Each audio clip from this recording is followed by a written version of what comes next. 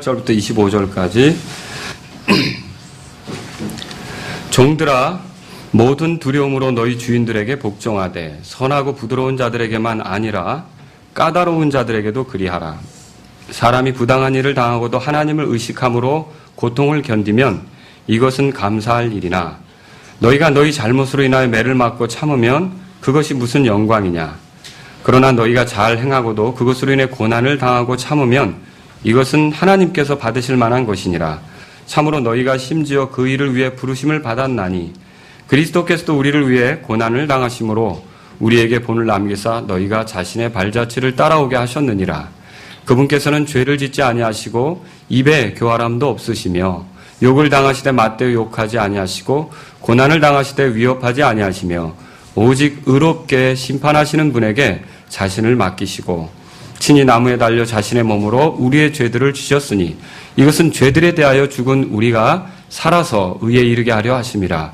그분께서 채찍에 맞음으로 너희가 고침을 받았나니 너희가 전에는 길 잃은 양 같았으나 지금은 너희 혼의 목자요 감독이신 분에게로 돌아왔느니라. 아멘. 자, 오늘 여기 19절에 보면 사람이 부당한 일을 당하고도 이렇게 돼 있죠. 그래서 오늘 제가 여러분에게 드릴 말씀의 제목은 지난주에는 이제 부당한 권위 아래서 우리가 부당한 권위를 만났을 때 어떻게 해야 되는가 했다면 오늘은요 부당한 일을 당한 자들을 위한 권면으로 여러분에게 말씀을 드리겠습니다. 그런 제목으로 말씀을 드리겠습니다. 기도하겠습니다. 하나님 아버지, 저희 마라나타 침례교회를 사랑해 주시고 지금까지 선하게 인도해 주셔서 감사합니다. 이 밤에 우리가 또 교회로 모여서 하나님 말씀을 듣고 또 하나님이 기뻐하시는 뜻대로 살기를 간절히 원합니다. 우리에게 말씀을 들을 때 그대로 살고자 하는 원함이 없다면 이것은 그저 공허하게 울리다가 끝나는 메시지가 될 겁니다. 주님, 우리 마음 안에 하나님 말씀을 들을 때 그대로 살기를 갈망하는 마음을 허락해 주옵소서. 이 시간 성령님께서 저를 사용하여 주셔서 하나님께 영광이 되게 해주시고 사랑하는 성도님들에게는 이 말씀을 통해서 또 어떻게 주님을 기쁘게 해야 할지를 발견하며 주님 안에서 소망 가운데 살도록 인도해 주옵소서. 주님께 의타가 없고 예수님의 이름으로 기도합니다. 아멘. 지금 우리가 읽은 이 본문은요, 한마디로 말하면 그 종들에게 주는 권면입니다. 그래서 처음에 뭐라고 시작돼요? 종들아. 이렇게 시작되죠? 근데 이 권면의 핵심이 뭐냐? 다른 게 아니라 주인들에게 복종하라 이겁니다. 주인들에게 복종하라 이거죠. 자, 이런 권면이 필요했던 이유가 있습니다. 초기 교회에서 이제 그 로마 제국 안에서 종이었던 사람들 가운데 그리스도인이 되는 사람들이 있었습니다. 그런데 그리스도인이 되면 영적인 자유를 누려갖는 거죠. 맞죠? 네. 그런데 이런 영적인 자유를 누려갔는데 시민적인 자유까지도 갖는 걸로 착각을 하는 일이 생기는 거예요. 이를테면 종은요, 그리스도인이 될지라도 종입니다. 맞죠?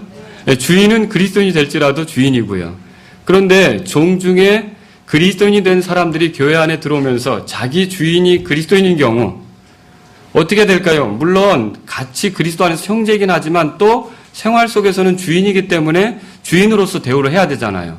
그런데 여기서 혼란을 빚게 되는 그런 종들이 생기게 된 거죠. 예우를 하고 마땅히 따르고 순종해야 되는데 그렇게 못하는 종들이 생기게 되었다는 것입니다. 그래서 이런 것들을 바로잡고자 지금 베드로가 이 말씀을 하고 있는 거죠.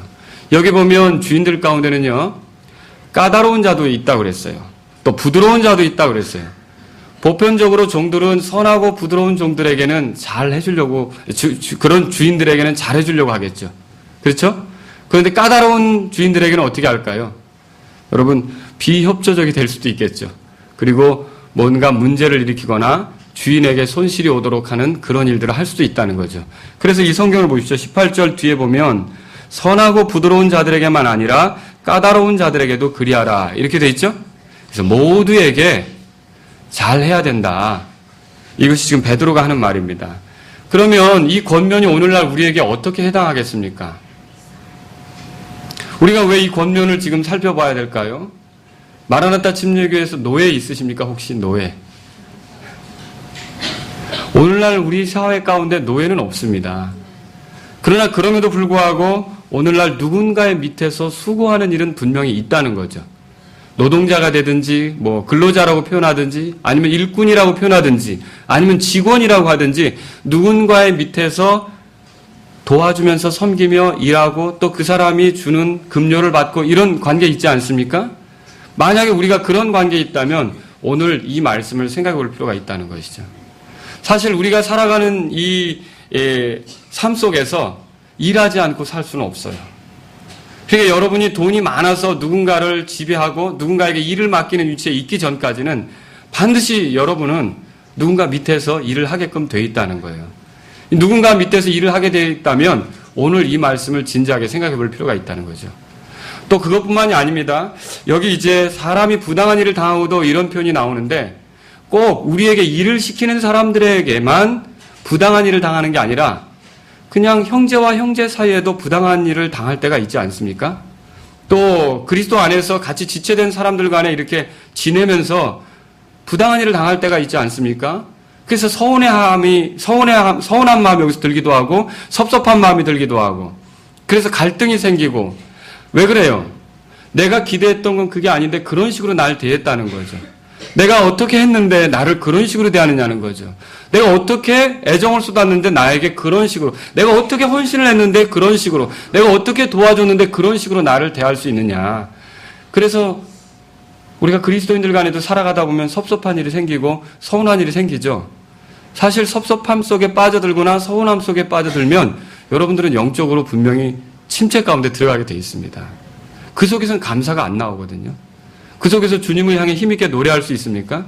그래서 저와 여러분들이 그리스도 안에서 성장하고 하나님을 기쁘게 하려면 우리는요, 누군가로부터 내가 이제 어떤 대우를 받아서 섭섭한 마음이 들기 시작한다, 서운한 생각이 들기 시작한다, 그거 빨리 털어버려야 된다는 거죠.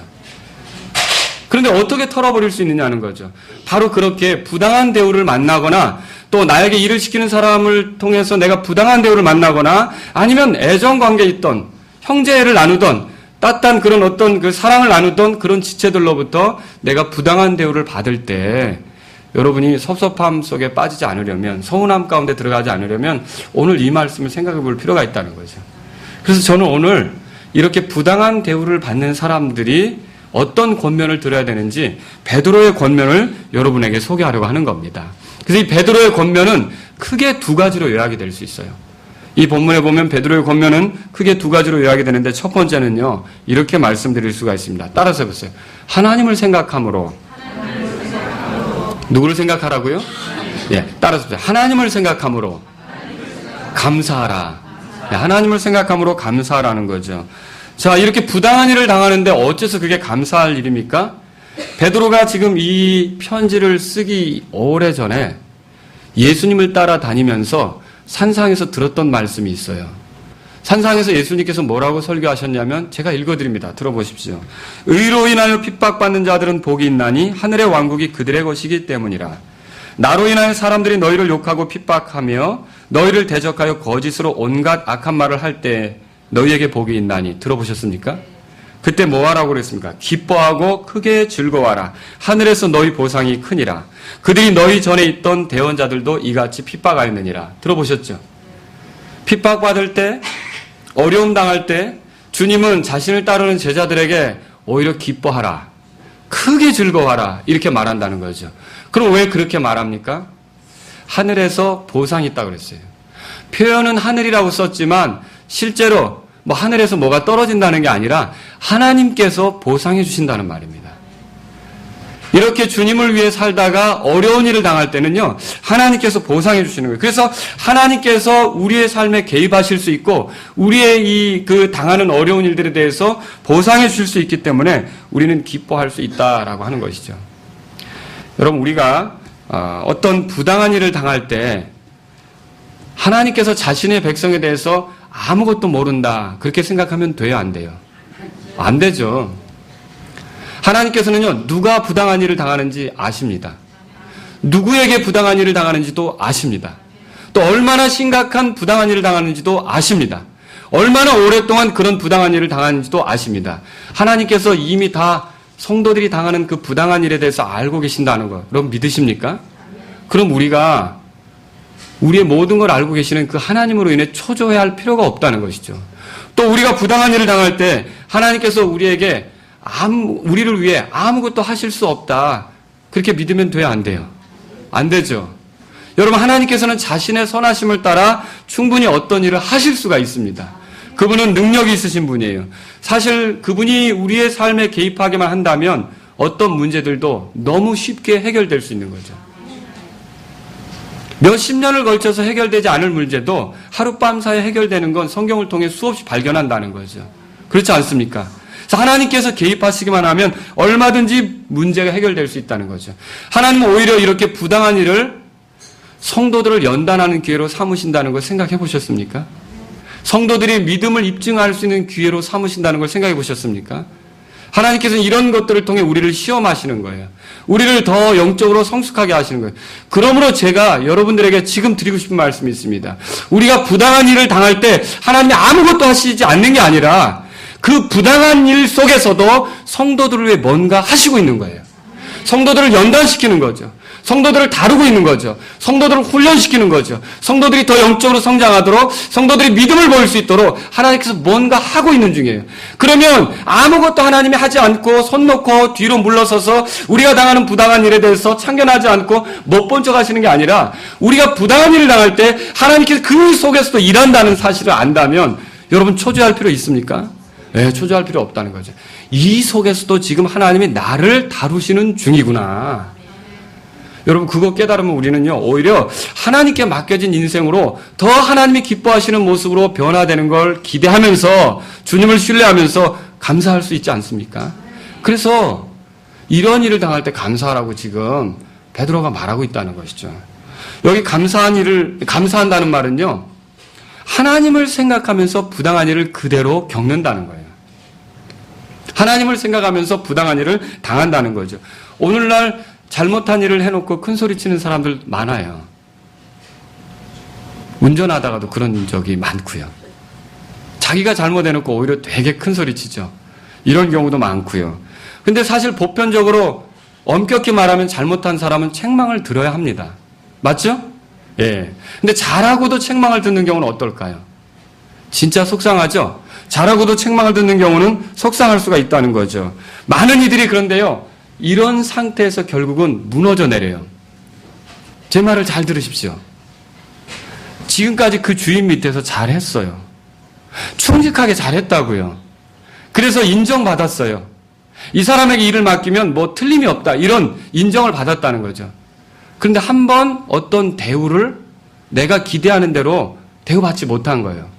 그때 내가 화를 내거나 혈기를 부리거나 주인에게 손실이 되도록 일을 했어요. 그러면 그동안 쌓아왔던 것이 한순간에 무너져 내리는 거 아십니까? 그런 경험을 하는 그리스도인들이 많다는 거죠. 직장에서도 그렇고요. 교회 안에서도 그래요. 열심히 잘 해와놓고요. 그걸 이기지 못하고 한순간에 무너뜨리는 사람들이 있다는 거죠. 왜 그래요? 그 부당한 일을 당할 때 견디지 못하는 거예요. 속상한 거죠. 힘든 거죠. 그런 때라도 하나님을 생각함으로 하나님을 의식함으로 감사했더라면 얼마나 좋았겠습니까? 더 지속적으로 잘 되겠죠. 그런데 사람들이 그렇게 잘 해놓고 진짜 탑을 잘 쌓는 것 같아요.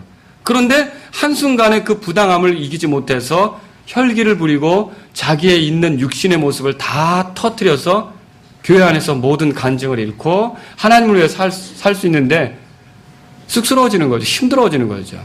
그리고 어때요? 이전에 잘했던 것이 오히려 아무것도 아닌 것처럼 대우받아 더 힘들어지고 이런 경우가 있다는 거죠. 그렇게 되지 않으려면 이 베드로가 성령님 안에서 우리에게 주시는 말씀을 귀담아 들으세요. 부당한 일을 당할 때 하나님을 의식함으로 감사할 수 있기를 주의 이름으로 바랍니다. 하나님을 의식함으로 감사해야 되는 거예요. 만일 내 일에 대해서 그 누구도 모른 척을 한다면 감사할 일 아니에요. 속상할 일이죠. 소갈이 할 일이죠. 아무도 내가 당하는 어려움을 알아주지 못하는데 얼마나 속상한 일이에요. 그런데 우리가 그 어려움을 당할 때 사람들은 몰라도 은밀한 중에 보시는 하나님이 계시는 거 믿으십니까? 그분 공의로운 분인 거 믿으십니까? 사람들의 행한 대로 갚아주실 수 있는 분이라는 걸 믿으십니까? 내가 당하는 어려움에 대해서 못 본 척하지 않고요. 성도가 당하는 그 어려움에 대해서 되갚아 주시려고 하고 보호해 주시고 이런 분이신 거 믿으십니까? 또 그런 하나님께서 성도들을 지키시고 힘을 주시고 격려하시려고 하고 그런 부당함을 통해 더 영적으로 진복해 하려고 하나님이 일하시는 분인 걸 믿으십니까? 그런 하나님이 함께 하시는 걸 믿는다면 여러분 우리가 부당한 일을 당할 때 낙심하고 절망하고 막 그렇게 할 게 아니라 우리 뭐 해야 합니까? 하나님을 의식함으로 감사할 수 있기를 주의 이름으로 바랍니다. 예, 잘 행하고도 어려움을 겪을 때 더 그래야 된다는 거죠. 베드로전서 3장 보세요. 베드로전서 3장 찾아보겠습니다. 잘못도 없는데 당하는 어려움일 때 우리는 오히려 그것이 하나님께서 받으실 만한 것이라는 사실을 알 필요가 있어요. 17절 보세요. 17절. 읽겠습니다. 너희가 선을 행함으로 고난을 받는 것이 하나님의 뜻일진데 악을 행함으로 고난 받는 것보다 나으니라. 선을 행함으로 고난 받는 게 뭐라고요? 하나님의 뜻이에요. 그럼 우리가 잘하고도 주인이 나를 구박해요. 주인이 나를 알아주지 않아요. 예, 나를 부리는 상사가 날 모른 척해요. 내가 이렇게 잘했는데도 그 지체가 나에 대해서 옛날 같지가 않아요. 그 지체가 하는 말이 나에 대해서 옛날 같지 않아요. 그 지체의 태도가 달라졌어요. 그럴 때 여러분 우리가 잘하고도 그런 일을 당하면 그게 뭐라고 써 있어요? 여기에 하나님의? 그럼 우리가 하나님의 뜻 가운데 있다면 즐겁게 걸을 수 있지 않습니까? 내가 하나님의 뜻을 벗어난 게 아니라 하나님의 뜻 가운데 있다면 힘을 낼 수 있지 않겠습니까? 그러므로 그런 순간에 우리가 어떻게 합니까? 감사할 수 있기를 주의 이름으로 바랍니다. 베드로전서 2장에 다시 돌아가 보세요. 거기 보면 그래서 20절에 너희가 다 같이 읽겠습니다. 너희가 너희 잘못으로 인하여 매를 맞고 참으면 그것이 무슨 영광이냐. 그러나 너희가 잘 행하고도 그것으로 인해 고난을 당하고 참으면 이것은 하나님께서 받으실 만한 것이니라. 하나님께서 받으실 만한 것이다. 그렇게 말하고 있어요. 자, 이게 얼마나 하나님께서 기뻐하실 만한 일이냐라고 얘기하는 거죠. 보편적으로 사람들은 부당한 일 당할 때 어떻게 하느냐? 저항하죠. 맞서 싸우려고 해요. 여러분, 우리가 권리를 주장하는 게 잘못은 아닙니다. 국가에서 어떤 혜택을 준다. 이거 어떤 사람이 신청하면 그 혜택을 누릴 수 있다. 그럴 때 여러분이 그 권리를 찾는 거, 이게 잘못이 아니라는 거죠. 그런데 어떤 주장이 너무 지나쳐서 권리를 주장하는 게 너무 지나쳐서 오히려 다른 사람과 싸우거나 투쟁하거나 부딪히거나 충돌함으로써 하나님의 그 성령님을 따르는 사람이 보여야 할 모습이 아닌 세상적인 사람이 보이는 그런 모습을 보이면 그것은 지나친 것이 된다는 거죠. 그건 잘못이 된다는 거죠. 누가복음 6장 32절에서 이렇게 말하고 있습니다. 너희가 너희를 사랑하는 자들을 사랑하면 무슨 감사를 받겠느냐. 죄인들도 자기를 사랑하는 자들을 사랑하느니라. 너희가 너희에게 선을 행하는 자들에게 선을 행하면 무슨 감사를 받겠느냐. 죄인들도 그와 같이 하느니라. 여러분, 우리가 그리스도인이라면 믿지 않는 사람들과는 다를 필요가 있다는 거죠. 지체들 가운데 우리에게 잘 못하거나 우리에게 섭섭하게 하는 사람들이 있을 때 우리는 어떻게 합니까? 그래도 하나님께 감사하실 수 있기를 주의 이름으로 바랍니다. 이게 우리가 주님으로부터 배우는 것이죠. 오히려 모든 것을 공정하게 보시고 판단하시는 분이 계셔요. 로마서 12장 가보세요. 로마서 12장.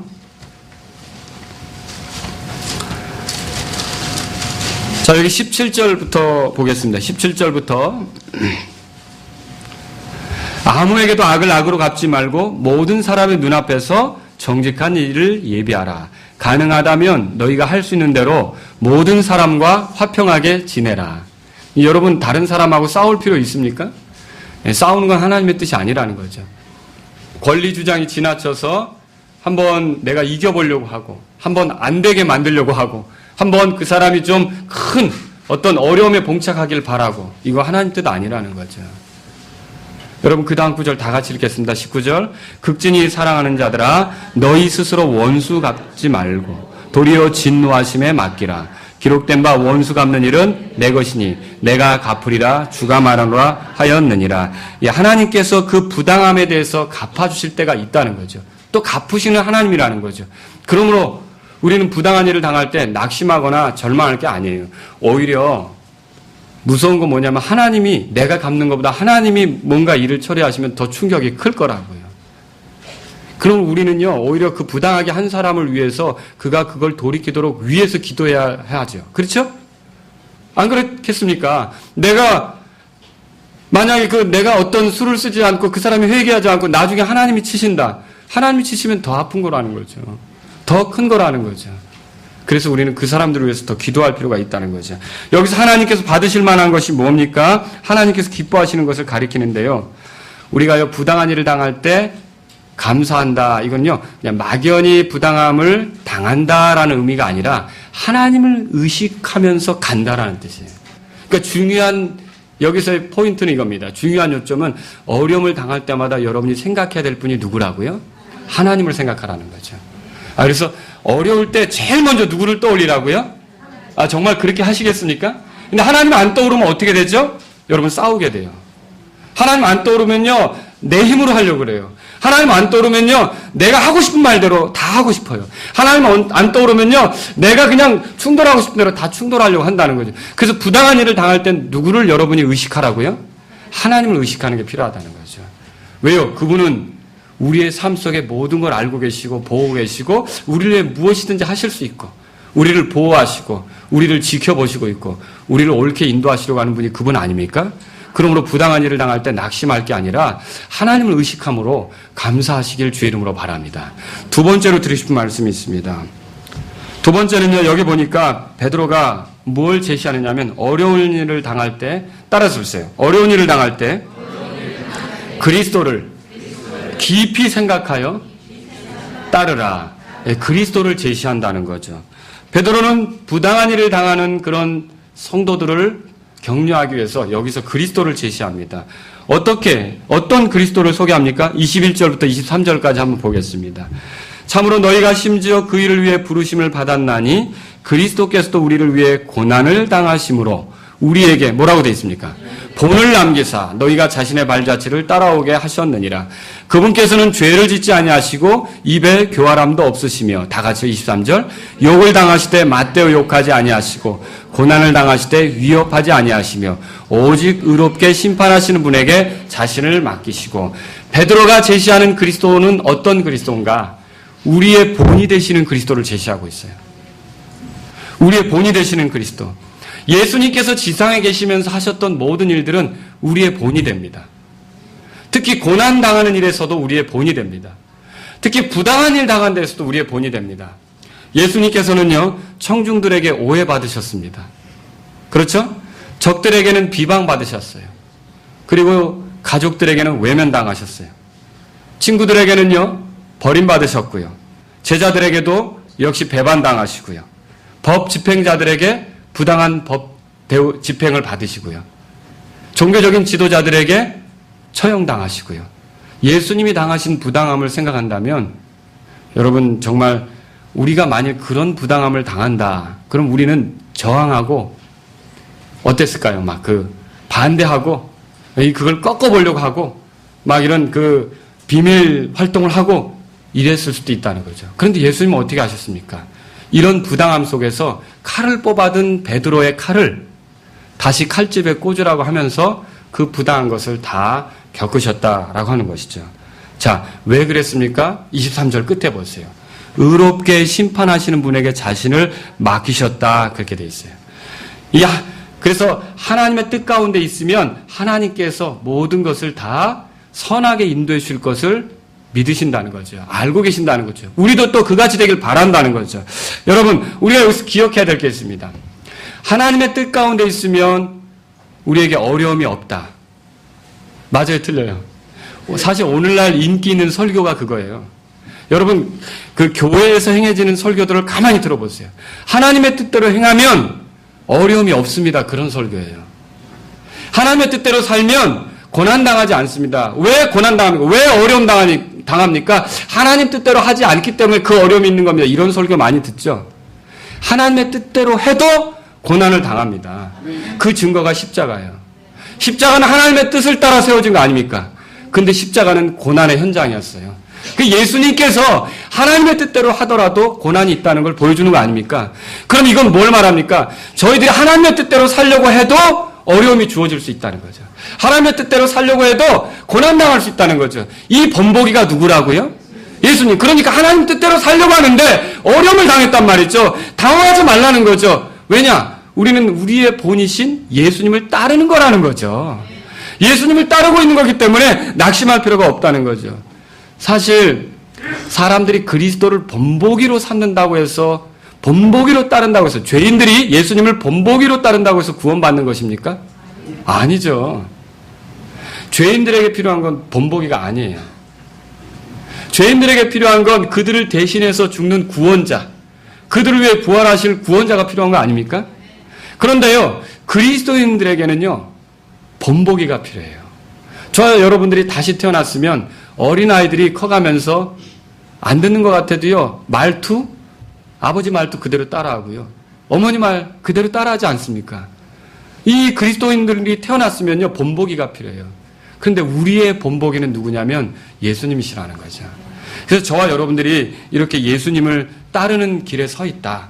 특히 주님 뜻대로 살려고 하는데 부당한 일을 당함으로 어려움 가운데에서 이렇게 주님처럼 그런 상황 속에 있다. 그럼 여러분, 우리가 지금 주님을 따르는 것이기 때문에 낙심하거나 절망할 필요가 없다는 거죠.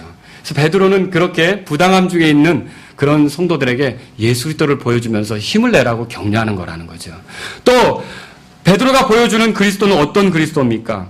우리를 대신하신 그리스도를 제시하죠. 24절 보세요. 다 같이 읽겠습니다. 24절. 친히 나무에 달려 자신의 몸으로 우리의 죄들을 지셨으니 이것은 우리의 죄에 대하여 그분께서 채찍에 맞음으로 너희가 고침을 받았나니 그랬어요. 예수님의 죽으심은 우리를 대신한 죽음입니다. 맞죠? 근데 이 죽음에 대해서 이사야가 잘 표현했죠. 우리 한번 보고 넘어가겠습니다. 이사야서 53장 보겠습니다. 이사야서 53장.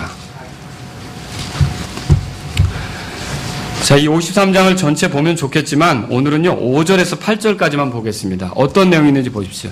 그러나 그는 그랬어요. 그는 오실 메시아죠.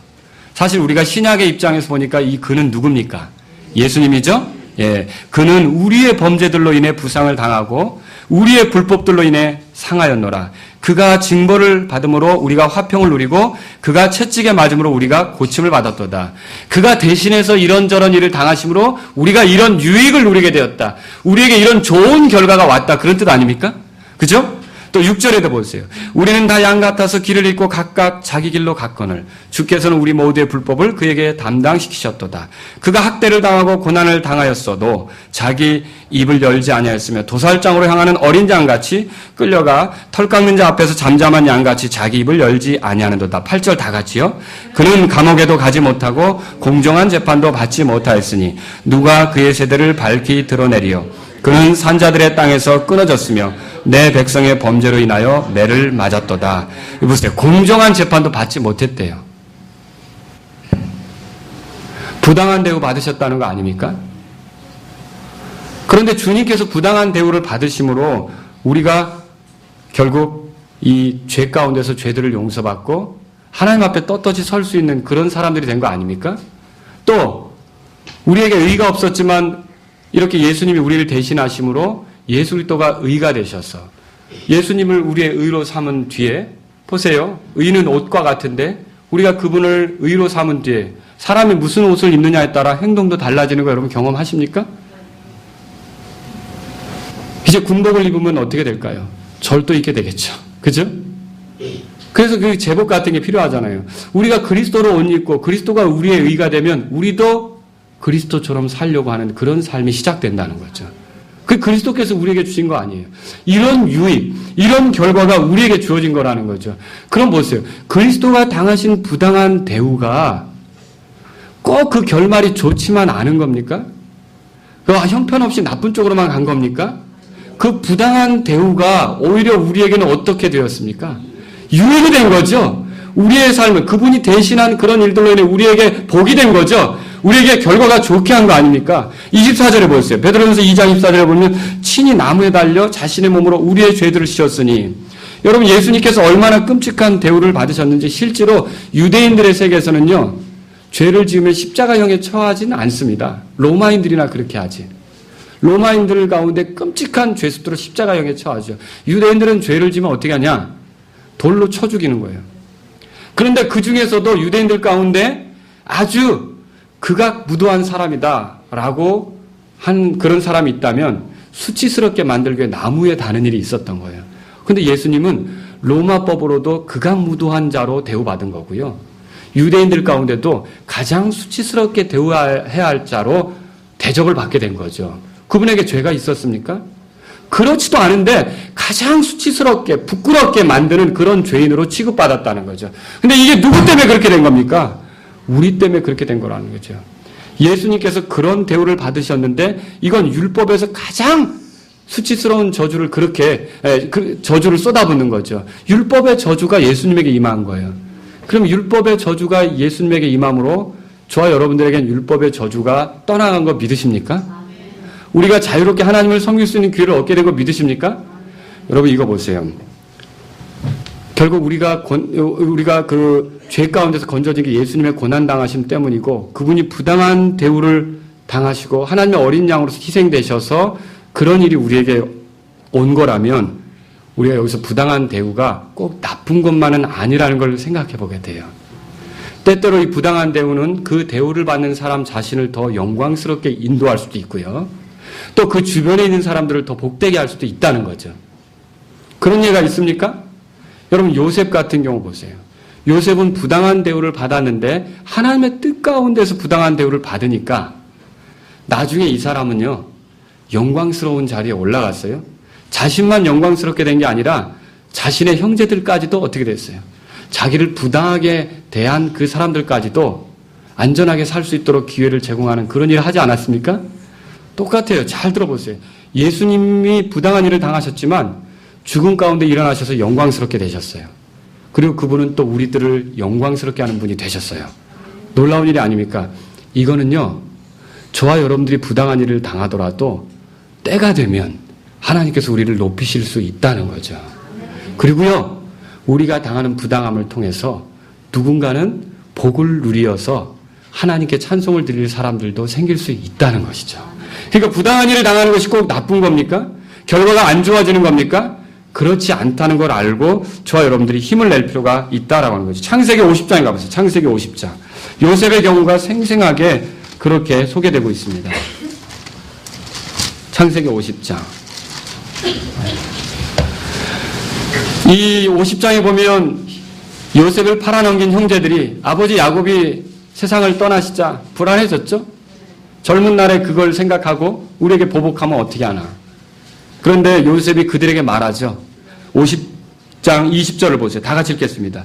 오직 당신들로 말하건대 당신들은 내게 악을 행하려고 생각하였으나 오히려 하나님은 그 일이 선이 되도록 계획하사 이날과 같이 많은 사람을 살려 구원하게 하셨나니.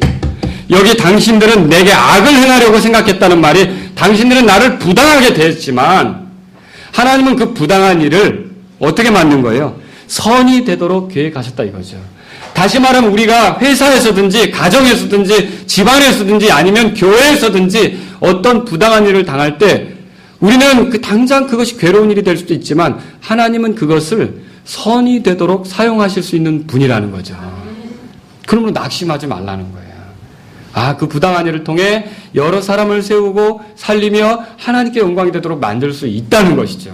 그러므로 저와 여러분들이 부당한 일을 당할 때 낙심만 할 게 아닌 것을 오히려 이 말씀을 통해 격려받으시고 힘을 낼 수 있기를 주의 이름으로 바랍니다. 또 여기 베드로가 소개하는 예수님, 그리스도는 어떤 분입니까?